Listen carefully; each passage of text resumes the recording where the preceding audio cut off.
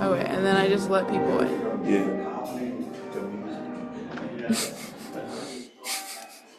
Make sure you mute it. Oh.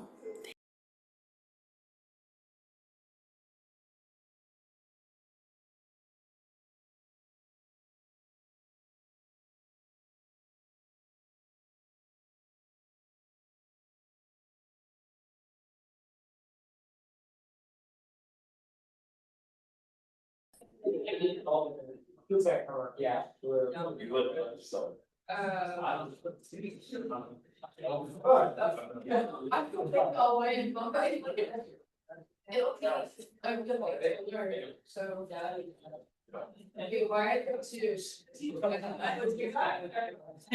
that was like, oh, you're on.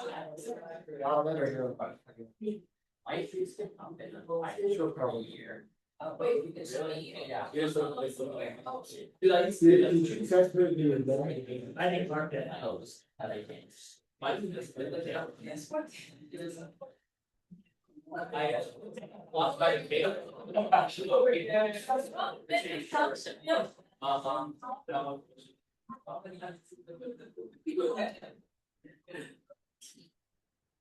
right, come on in. We're gonna try it again. See what happens.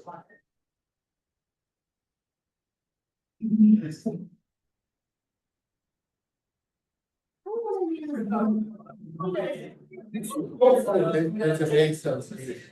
Whose face is this? Is this someone's face? Not yours? All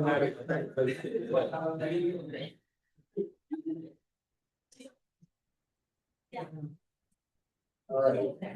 Oh, here she is. Let's make sure we have sound here. Oh, and here, good.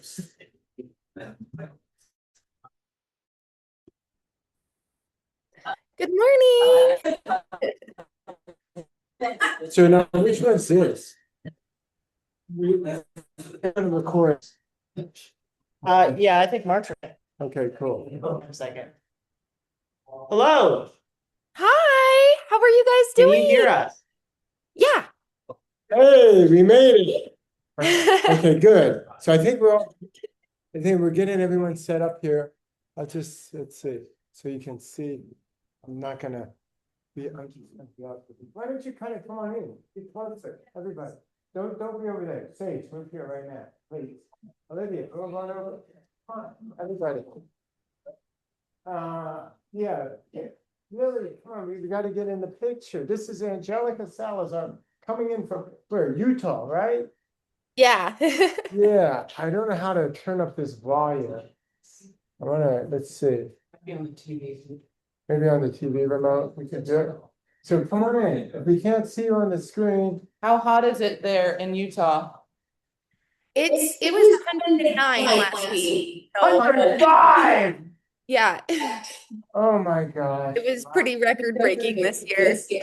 But I was driving through Arizona and it was 114, so that made it a little less bad, I guess. I think we're having a little bit of a difficulty with the sound right now. Oh no. Can you say a few things? Yes. Thanks. Hello. I'm just wondering, maybe is it on your end? Maybe your microphone? Can you Yeah, check? I'm gonna put on some headphones and see if maybe that makes a difference. Let's see. We can try that.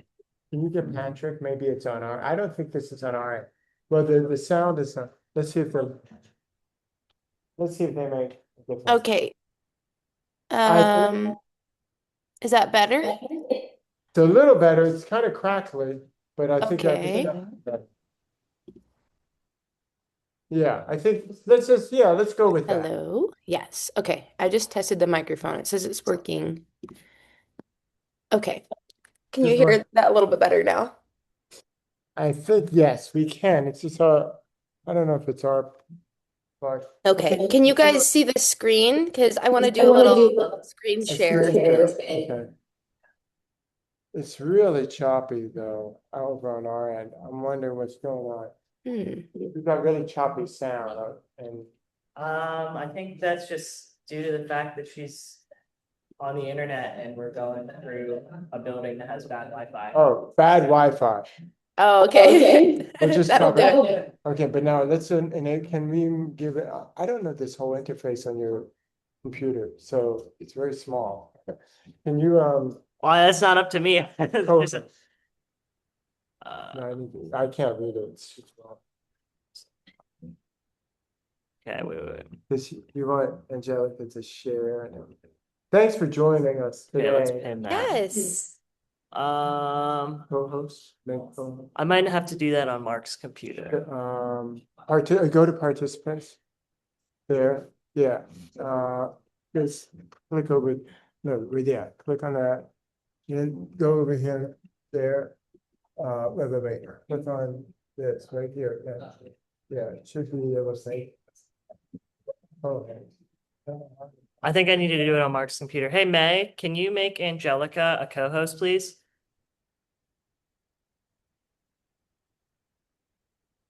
If I hope May's Can I mute her?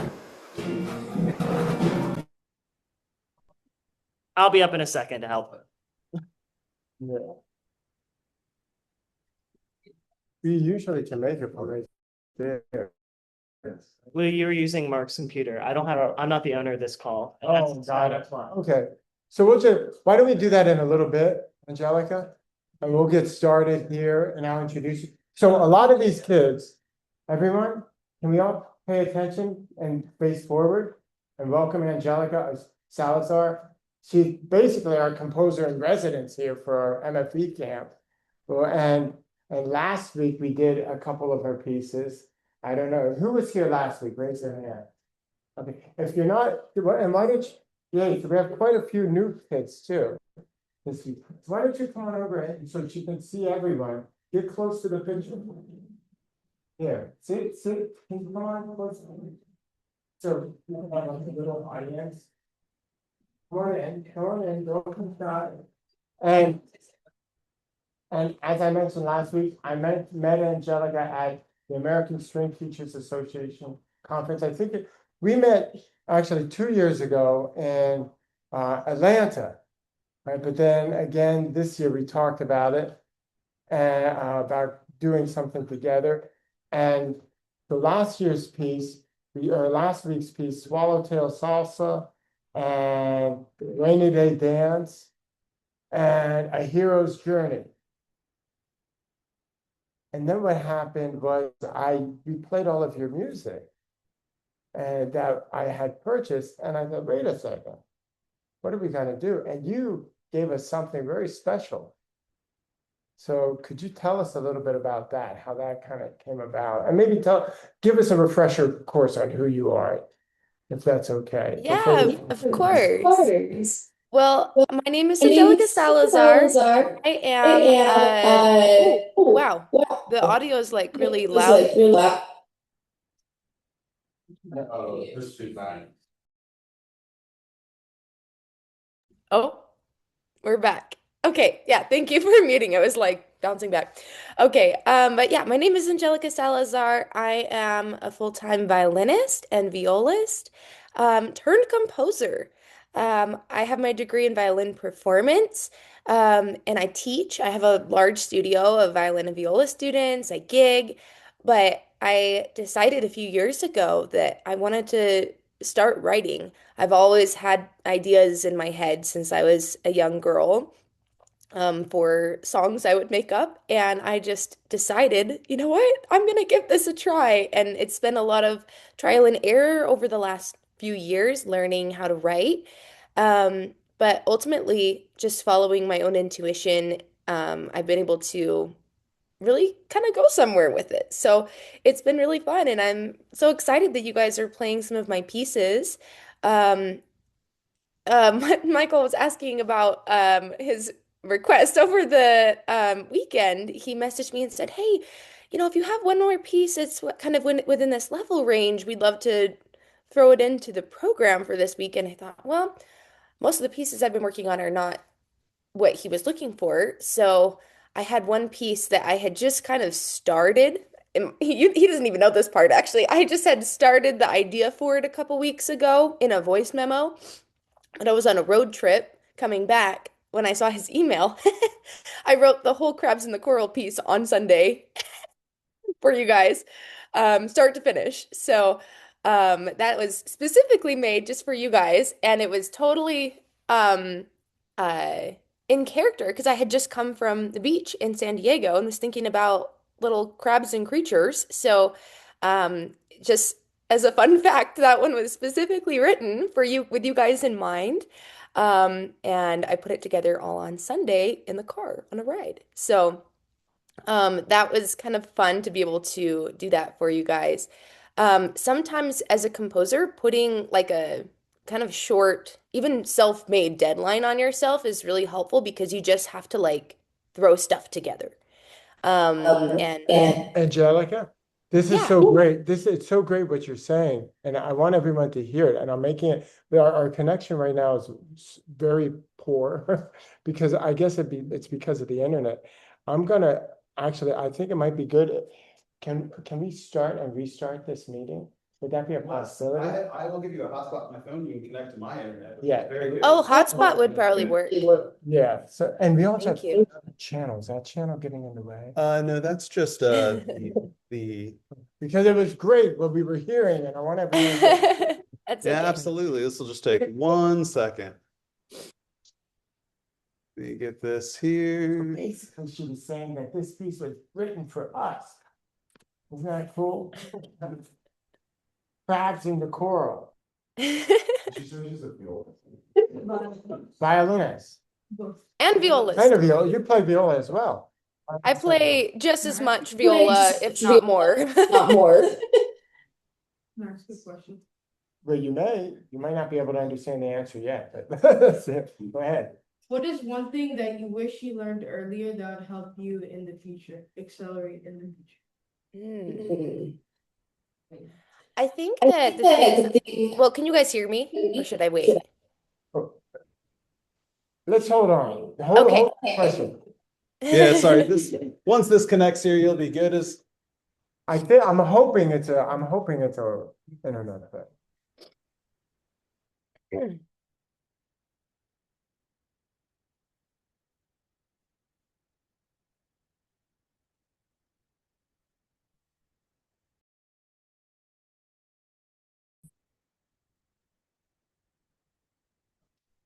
All right, I think we're back. Can you hear us okay? Yeah, can you hear me better? It's still Yeah. coming out. Let's see if we have this. Let me turn down. Might be because we're maxing out the TV. Maybe, turn it up from there. Try one more time. Okay, can you hear me now? Let me try one last thing. Okay. We still have a ways to go with this, right? How long is the HDMI cord where we can maybe move it over to the window? Okay, try one more time. Okay, can you hear me better? We can. But actually, It's yes. the speakers here, so Speaker you in. can. Okay. You want me to, I have a Bluetooth speaker Yeah, upstairs. grab your Bluetooth speaker. In the meantime, does anybody have any questions Yeah. for Angelica? Oh, okay, I'm gonna answer that one question. There's one that was asked. What was the question that was asked? Yeah. My question is, What is one thing? Hold on a second, go ahead. Go ahead with your question. What is one Okay. thing you wish younger that could help you in the future, or that helped you? I think that the thing that would have helped me is just to know that I'm enough without having to compare myself to other people. I feel like that would have been helpful to know, because I think a lot of us get caught in that comparison trap. And we kind of, at the last week's meeting, we kind of talked about that a little bit with the other group, about how important it is to feel grounded in who you are and to feel confident in your own work. So I think I would have told myself that I'm enough and I just need to keep putting myself out there and not worry about what other people think. I have a follow-up question to that question before we go on. And what helped you make your feeling that you're enough? But what kind of tools did you gather? Because I know how I feel with myself. That's almost a constant battle for me, and I'm Right. enough. And I love what you said. That's something I think with musicians and creators, and it's a hard thing. Yeah. Honestly, I think what I started to realize is that everybody feels that way. And so it's kind of silly for me to be feeling that way all the time, right? I realized everyone else in the room probably feels just as self-conscious or nervous about what other people think is me. And so there was a very clear moment. In fact, I think it was when I was a teenager, I like had a really severe concussion and whiplash and like a bunch of injuries and stuff, and I was kind of out for a few months. And I think that that experience actually kind of um, changed something in me because when I went back and was able to go back to school and able to go do all the things I was doing before, there was a very clear switch in my mind where I decided, like, I'm not gonna live for anyone else's expectations of me. I'm going to just do what I want to do and be confident in myself and be kind to others. And I'm not going to be limited by that because I'm one serious injury or like health crisis away from having a very different reality. And I think every time I've had a serious medical crisis like that, um, I've I've had some more realizations about like what's really important in life. And so hopefully that doesn't happen to any of you guys. And maybe that realization can come without all of the challenges of medical problems. But I think that was one of the things that really did it for me, realizing that life's too short to be wasting worrying about what other people think. I love that. Thank you. Thank you so much. Life's too short to be worried about what other people think. Yeah, that's so great. So, now we got your speaker up and running. We can hear you so clearly. So I think we Yay! can take, yeah. So there were some more questions before we go on, because you told us about the crabs in the coral, how basically we were your inspiration, right? Yeah, yeah. I It was was in in the a car words. with a It was, couple other people. They were talking the whole time. I had my headphones on. I'm just, and yeah, the whole thing came together pretty quickly, which was really fun. And it was an idea. I have voice memos on my phone. I have easily like 300 voice memos of pieces I haven't written yet that I've come up with themes for that I've sung into the phone or I've played into the phone just to save for a later date. And often those melodies come to me while I'm cooking dinner or I'm driving or I'm in the shower, like always the worst possible time to start writing a piece. And so I just have voice memos. And so I pulled up my voice memos and I heard that one I kind of plucked out on my violin the other day. And I was like, oh, I'll make a song out of that. That reminds me of crabs. So that's how that piece came together in one day. well, we have some ideas about it too. I think I was mentioning you yesterday how Yeah. we wanted to, and yesterday we actually, I want to make sure that you just, that we have the shareability here, that you're a co-host. So you marked as a Oh, co-host? yeah. Yeah, I you are? think so. Oh, yes, Well, it is. okay. Yes, Oh, good. Okay, it cool. All is. right, great. Excellent. So you can Hmm. share the slides and, okay, Yeah, cool. I should be able And to you share want, my screen. okay, great. I So just need to figure out. what we did a little thing yesterday where we played through the crowds and the choral. And then at the end, we can run back to the beginning and we vamped, how many measures was it? We just vamped the bass part. And we gave each people Yeah. had to get the opportunity to solo for 8 measures at a time. And then the one thing though weren't quite sure of was how to end it. But what we Yeah. did, and this is, you're the composer, so we've got to run this by you. But we ended it with a whole bunch of Calaño bows, the Yeah. crabs, and that's how we just ended it, like Calaño I love diminuendo. it. I'm so excited to hear it. That's amazing. Okay. Okay. Yeah, the Enjoy. idea that I had was that first at the beginning, Oh, doot, doot, doot, doot, doot, doot, doot, there's just a little crab that's kind of scuttling in and out of a rock in the yeah, yeah, coral. yeah. And then you get another crab that joins and they start looking around. And then before you know it, all of the little crab friends all come out to look around. And then in the B section, you have little schools of fish that arrive and they're all swirling around the coral and it's bursting with life and vibrant colors. And then toward the end, the crabs and all the fish start to, go away. And at the end, there's just a couple crabs left, and one at a time, they kind of go back into the rocks to their little hiding places. Oh, that's so cool. That's so cool. So I guess it might be kind of neat then to have like the single solos at the end as they're kind of going Yeah, back. I love And that. That's so fun. and we'll close it out with a little, so we have some performance liberty from you. You Oh, can answer that. absolutely. Yeah.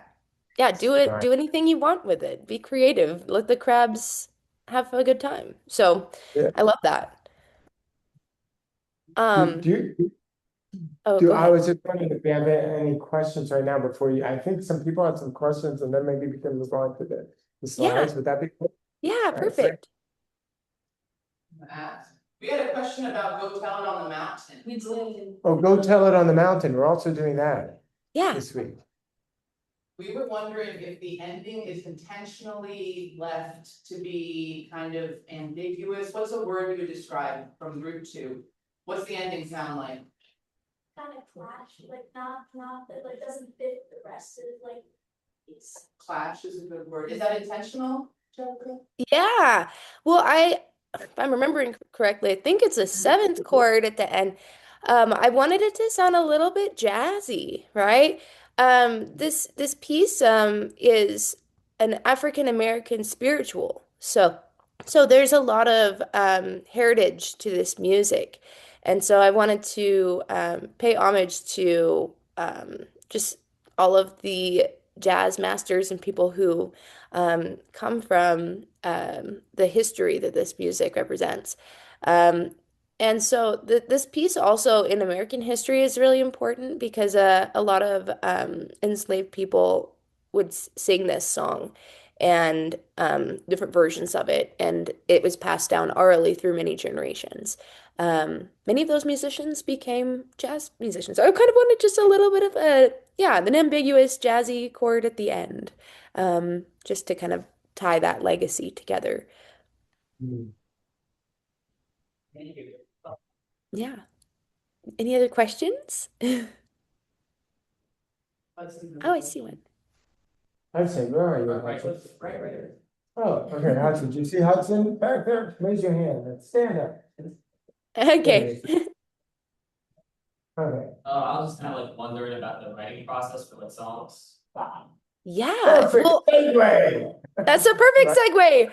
Okay, so I actually have done like presentations about beginning composition with some music festivals before, so I just had a presentation laying around. So I'm gonna actually share my screen if I can figure out. Let's see. Allow share.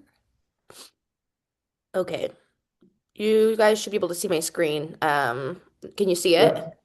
Yes. Okay. Perfect. Okay, so wait a minute. I'm sorry, this is the wrong presentation. Hold on. I opened up a different one. Let me just stop sharing this really quick and pull up the correct one. That's a different more slideshow. Okay, 1 second. But yeah, I have a presentation all about this, and it's a good time. I apologize. I had the wrong thing opened up. 1 second. Here we go. Okay. I'm gonna reshare my screen one more time. Technology. Okay.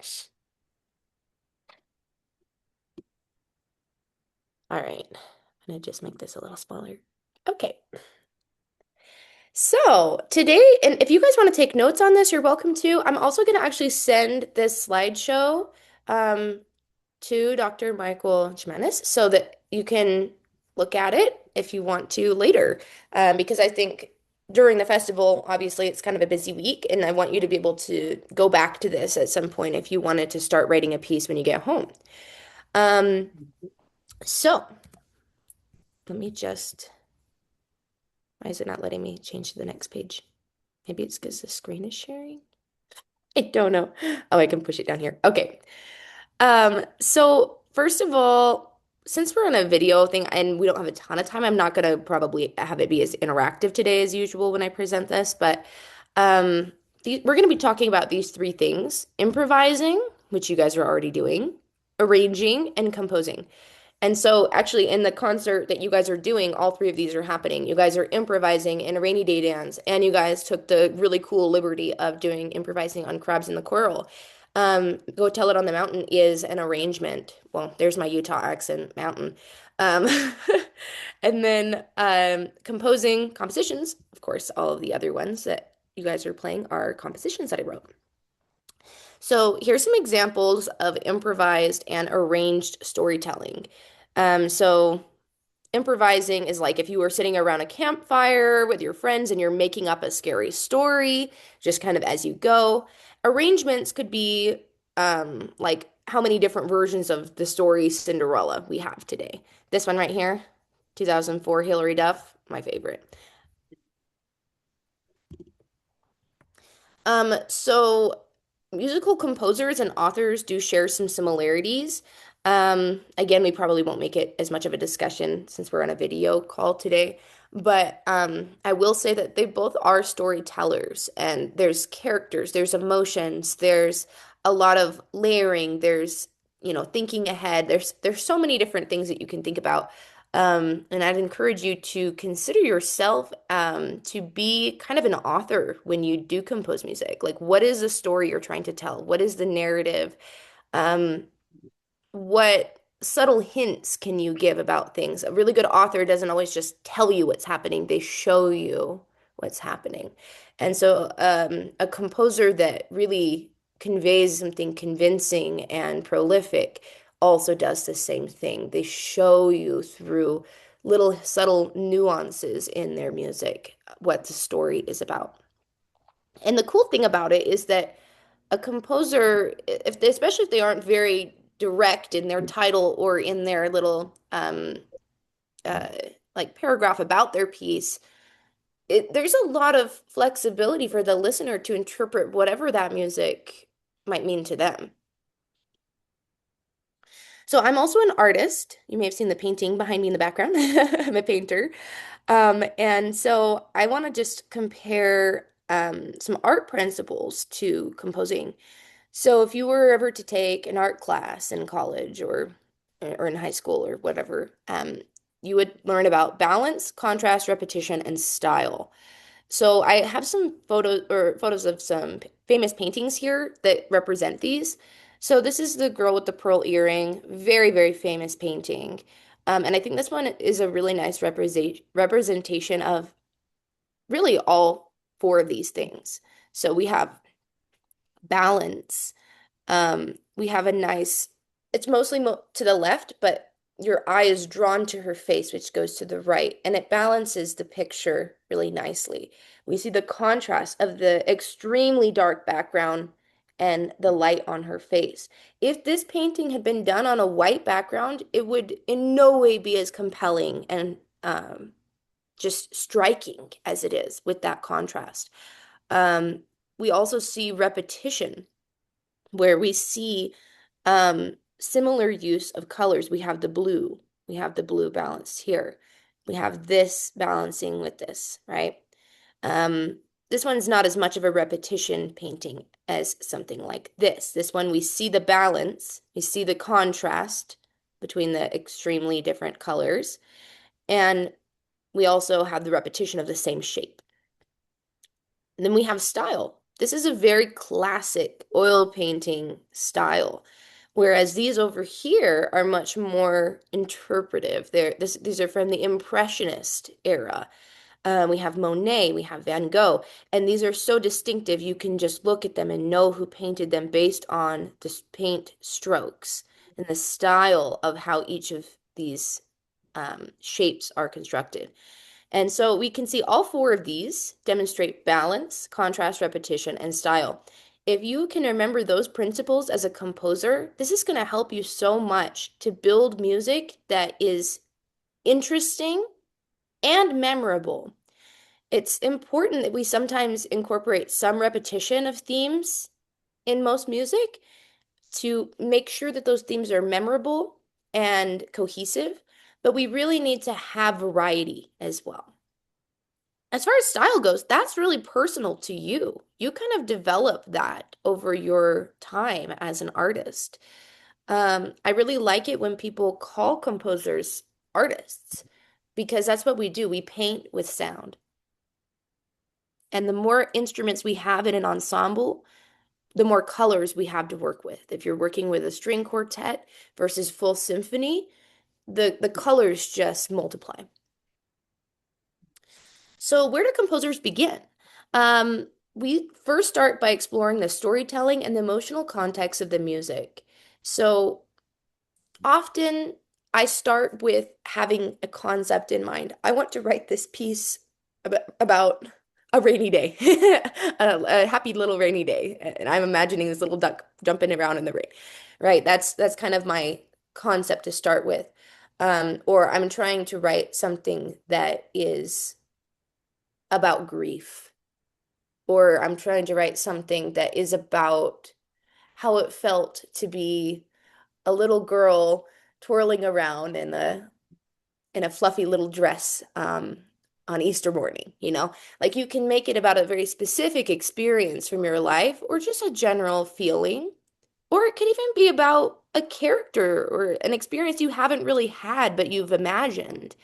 Um, Then you want to try to building a memorable motif with a pitch pattern, rhythm, and articulation. So we're going to break all of that down in just a minute. And then from there, we can build form structures. So this is kind of similar to what we talked about last week for those that were there, but this is way more broken down. So let's write a composition today. If we were in like an in-person class, this is where it'd have you like get a piece of paper out and we would like actually write it in the class and start it. But you can take this home. So yeah, is your music dedicated to someone you love? Is it about a character from your favorite book? Do you want to express a certain color? I really love this one, especially if you're like, I don't know what to write about. Oops, I'm going back. I don't know what to write about. What does yellow feel like? What does blue feel like? What shade of blue are we writing about? Is it like a grayish blue? Is it a deep ocean blue? Is it kind of an aquamarine blue? Is it a sky blue? All of those could lead you completely different directions in writing a piece. Um, and then is there an animal you're inspired by? Hence the crabs. Is your music about a place? Step two is try building a motif that you like. So motif is like a short collection of notes, usually that have rhythm and articulation that um, you can build something out of. I don't remember if I used this as an example last time, but Beethoven's Fifth is probably like one of the most famous motifs of all time. Bum bum bum bum, bum bum bum bum. Da, da, da, da, da, da, da, da, da, da. Everything comes back to the bum bum bum bum, right? There's so many themes in that piece that utilize that motif, even though the whole piece is it's like a long piece, it's like 40 minutes or something. Um, that motif comes back over and over and over, often in new ways. So if you can come up, and I will stand by this, if you can come up with a motif that gets stuck in your head and it's still stuck in your head a day later, that's one you want to write about. So that's where the voice memos come in handy for me, because like I will record myself humming a little motif, often not very well, but it's just for me. No one else needs to hear it.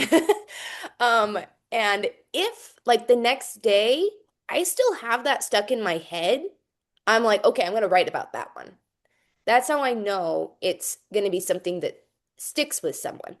I have my own motif stuck in my head all the time, and it really drives me to know that that's the good one because you're gonna get so many ideas for motifs, and many of them can be good, but the best ones are always the ones that just won't leave your head. So to do that, you want to start with choosing 3 to 5 notes in a key signature. You could do more notes in that. Dun, dun, dun, dun. That's not that many notes, and it's so iconic, right? So I think especially at the beginning, limiting how many notes you get to use actually is really helpful for helping you be more creative. We're just taking some of the colors off the palette. What can you make out of just two or three colors, right? As a painter. This is also really helpful for improvisation to limit the amount of notes that you allow yourself to improvise with so you can be more creative with those notes. So then you want to ask yourself, do you want this to be in major or minor? If I'm writing a piece about being in great sorrow, I probably am going to lean towards minor. If I'm writing a piece about a delightful spring morning, it's probably going to be major, but you don't have to lock yourself totally into one or the other. The piece could modulate between the two. There could also be moments where it feels kind of indistinguishable between the two with accidentals and modes and different things like that. For starters, if this is your first time composing, I would probably just pick one and stick with that. And pick a key signature you like. I would not recommend starting with 7 sharps or flats on your first composition, or really any composition that you don't feel like that's necessary for. Um, just just to be nice to your musicians. Um, so yeah, choose a key that you like, you feel comfortable in. Sometimes when I'm choosing a key, I try out a motif in multiple keys and see which one feels like it like carries the key the best because different pitches actually do have different resonances. And as string players, you guys, I'm sure know that like an open D has a very different tone than an E flat. So if I really want a resonant sound, I'm probably going to go for a key that has more of that kind of natural resonance in the instrument. And if I go for a flat key, it's because I want that more kind of muted, more mellow sound. Um, so then I want to select those notes from the key. Generally, you want to include do, the first note of your scale. That would be smart to do. Um, and then experiment with putting the notes in different order until you find one you like. You can literally just pluck around with those 3 to 5 notes and try different orders and see, I kind of like it in this order. I kind of like it in this order. If it helps you, you can even jot down different orders of those notes. You don't have to put it on the staff. You can just write like D, E, F, G, right? And then G, E, D, F sharp, right? Or whatever. And then find the one that you like without worrying about rhythm. Then you can experiment with rhythms. Sometimes I do these in different orders. Sometimes the rhythm comes to me first and then I figure out notes. But generally, for starters, I think this is a good way to do it. Um, so choose a rhythmic motif you like. If you have a 5 note motif, try some different things out. We can pick a time signature. Do I want this to be in 4/4, 3/4, 6/8, 5/8? Try clapping and counting some different rhythm combos that you think kind of fit the mood of what you're doing. And then write down your favorites and test it out with your motif via pizzicato. I don't recommend, especially if you're first starting, that you have to like write everything on the staff right away. You can literally just write like a quarter note and then write like the letter D underneath it. Eighth note, write G underneath it. Just like on a piece of paper, totally scribbly. None of this has to look good. Later, we'll put it on paper. But I think when you're in that creative process, if you're not used to notating everything on the staff really quickly, it can kind of slow down the process. So just throw it on a paper. Then find the rhythm that best supports your vibe. Choose in character articulation is step 3. So once you have the motif, we really want to choose articulations that support our initial emotional goal or our storytelling. So if I'm have little birds chirping around on a little branch, maybe it's more pew pew pew pew little staccatos. If I have, a whale moving through the ocean really slow, maybe there's more slurs. I maybe experiment with crescendos and decrescendos. Maybe I have kind of my tempo be informed by all of this. Try new things. You might surprise yourself. So you just never know what is going to work and what isn't. Sometimes the thing I am just like messing around with that I totally don't think is going to work is the thing I've been looking for all along. So, like crabs in the coral, doing it collegno, I thought, I think that might actually kind of sound like little crab legs. Okay, step three. Now that you've found a motif that you like, let's choose a form structure. So when you're first beginning to write, I think it's really helpful to follow a form structure. The more I've written, the less I do this because I just follow where I think the music needs to go in my intuition, especially in higher level writing for like symphony and stuff like that. But with beginning, I would highly, highly recommend this. So you could do a binary form. You can do an A section and a B section, a apple and banana. That's kind of fun. You could do AABB, and that's great. That's how a lot of great classical pieces have been written. Think about like the Bach minuets. They're all written that way and they're so iconic. Ternary form is like Twinkle Little Star. Twinkle, twinkle, little star, I wonder what you are. Up above the sky so high, like a diamond in the sky. And then we're back to twinkle, right? So this is also tried and true classic form. It's just, it has that nice balance of starting this beginning and the end the same way. Sometimes in a binary form, like in those Bach violin minuets many of you may be familiar with, the end of the B section maybe has a small reprise of the A section theme, so it kind of feels like it ties it off with a little bow at the end. You could also do a rondo form and add a C section in there, mix it up a bit. You could do a theme and variations. If any of you have ever played a theme and variations, usually you have a simple theme at the beginning, and then it kind of gets a little bit more interesting, and then we do it a different way, and we continue to reimagine what that theme could be. These are some examples. You could do so many other kinds of forms. If you were a songwriter specifically, and you're not writing for like instrumentals, a lot of times you have verse, chorus, verse, chorus, verse, chorus, bridge, which is like a maybe an instrumental guitar solo or some kind of key change or something that's a little different, and then you go back to verse, chorus, or something like that. That's how like almost every pop song is structured. And that structure can also work for instrumental music as well if you wanted to try that out. So those are some musical forms you can play around with. Um, but yeah, just experiment. Grab some paper. You can get free staff paper online. Berkeley has like a website where you can get free staff paper, and they even put in like the different clefs. You can click the one you want. You can just print as many of those as you want out, and it's so, so nice. So you don't even have to spend any money to get your first stack of staff paper. And at the top, you want to make sure to put your name in the right corner. And then in the middle, you want to put the title of the piece. Um, for me, sometimes coming up with a title is like the hardest part. Like write this whole symphony thing and then what do I call it? I don't know. So yeah, I'd encourage you to be creative about that, right? Don't cop out and use AI or something. Like use your creativity, come up with something that you feel like is very personal to you. And it's just so exciting to get to like see the finished printout. When you're writing this by hand on a piece of staff paper, and especially if you haven't really done this before, I highly, highly recommend um, mark spacing out your measures before you start. If you're doing your first like draft and it can be messy, that's cool. My first drafts are unreadable to anyone but me.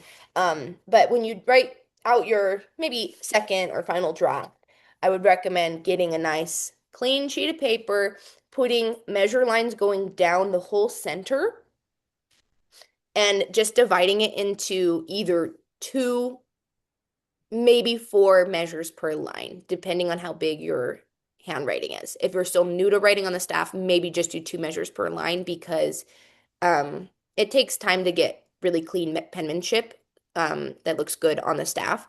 And you just need to practice writing out notes on the staff. You can like copy, if you haven't really done it a lot, you can copy a song from one of your books or maybe even a piece you wrote this week and just try to copy your part onto staff paper and make it look as like legible as possible. So that's what I would recommend. Make sure to put your clef, your time signature, your key signature, all of that at the front, and put end bars at the end. And then you can make copies of it and share it with your friends.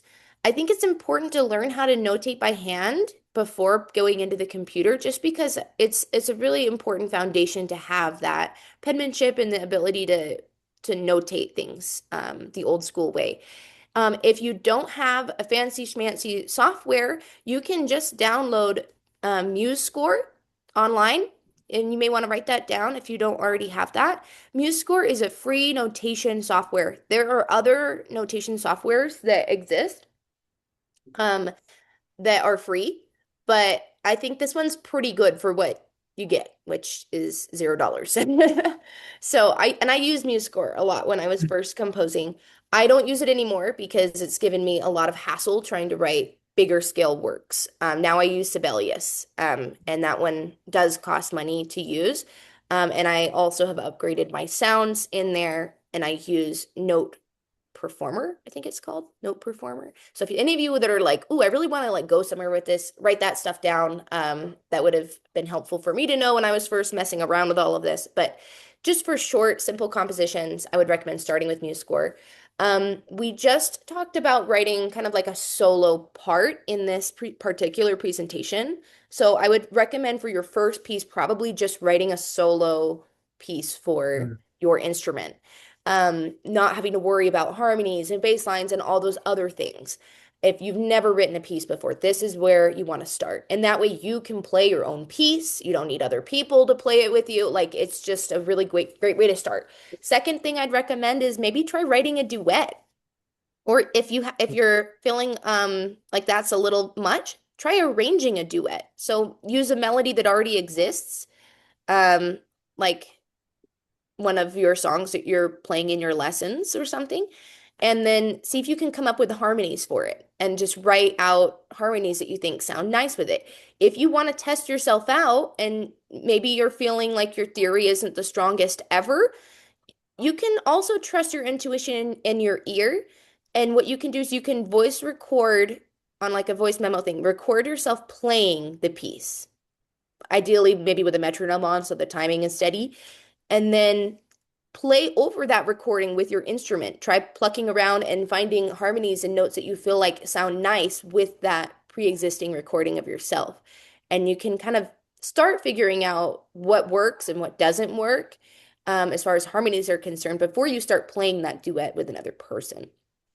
Um, you can do the same thing with your solo that you wrote. Um, and what you can do from there is you can have people take turns with the melody. Once you've kind of come up with some harmonies, it doesn't have to be violin one always plays the melody, violin two always plays the, background part. You can have them switch off. And that is especially interesting when you start having different range instruments, like you have a violin and a cello, for example. And then from there, you just add more layers. You decide, what feels like it would be a nice bass line? What feels like it would be a nice kind of inner voice kind of texture? Um, Make sure to give people chances to have the melody across the group if you can.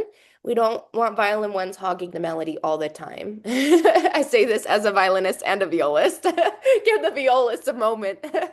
But yeah, Angelica? yes. Angelica, this has been so helpful, and I think we've learned so much from everything that you told us, and I'm very inspired to have a composition camp now to grow out of this, and I think that would be fantastic, and maybe have the kids even write part of their cadenzas on Yeah, their own and stuff like that. I know we're doing a piece yeah, by Vivaldi and Boccherini today that the cellist is going to write a little cadenza because it might it's so just cool. be that way. But so and we'll have the opportunity to I'll hand these out. I know we're kind of running out of time. I didn't mean to cut you Yes. off. No, you're But good. I do want to, if there are any questions out there before you sign off here, because I know we have to get on to lunch and have our afternoon activities. Yes. I think if does anyone have questions that have come up? I know Hudson asked the initial question that spawned this whole thing. Did you know that you were going to get this kind of answer, Hudson? And so anyone want to ask before we? Oh, Sage, come on over with HGPT. Sage. Sage, ask the question. I just think this here right here. How do you compose in different styles of music that you're unfamiliar with? That's a really good question. Country, R&B, and blues. How do you like compose for those types of styles? Honestly, I would say listen to those styles. If you're interested in writing something in a style of music, the best way to do that is to familiarize yourself with it. It's like trying to learn a language without ever hanging out with anybody that speaks that language. It's kind of doing things on hard mode. So the more you immerse yourself in those kinds of music, you're going to start picking up subconsciously on like little nuances in the music, the kinds of chord progressions that are common, the kinds of suspensions that happen. So listen to them a lot. And in addition to that, I'd also just say overall, what's going to help you be a more versatile composer is being a versatile person. Just live different experiences, do different things. I think a lot of times, especially like in music school, there's kind of this culture of just practice 24/7 all the time. Like, don't do anything else. Be in the practice room, always, always, always practicing. Right. And that is important to be practicing, to be consistent. But I was really grateful. One of my professors in college was so adamant when like the orchestra was just getting a little stiff in our music, or we're just like all in our heads and we're so focused. He would just say, stop practicing today. Everybody just go home and go like do something fun. Like go live your life. You have to like be a person outside of music to be a better musician.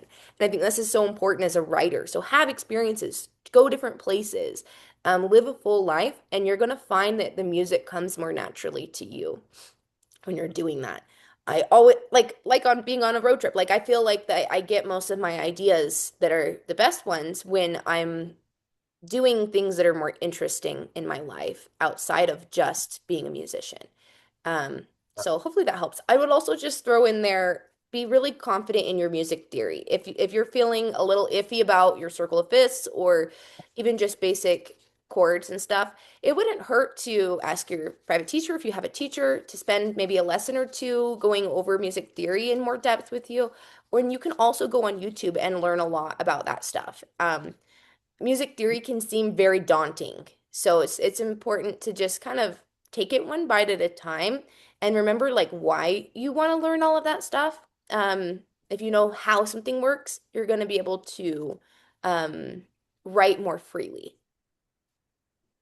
Thank you. Thanks for that. Wow, this has been great. And I have to say that I loved it when my teacher told me, you got to go to Greenwich Village and hang out in jazz clubs. That was great advice. It was a little Yeah. too good, to be honest with you.